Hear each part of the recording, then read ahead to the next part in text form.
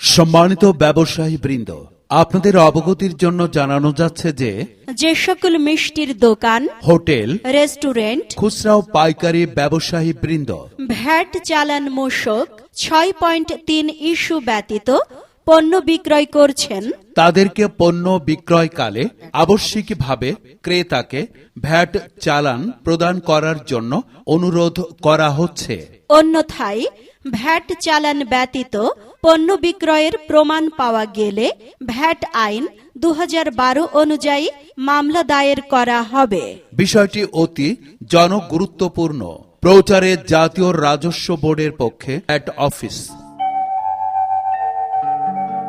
সম্মানিত ব্যবসায়ী বৃন্দ, আপনাদের অবগতির জন্য জানানো যাচ্ছে যে যে সকল মিষ্টির দোকান, হোটেল, রেস্টুরেন্ট, খুচরা ও পাইকারি ব্যবসায়ী বৃন্দ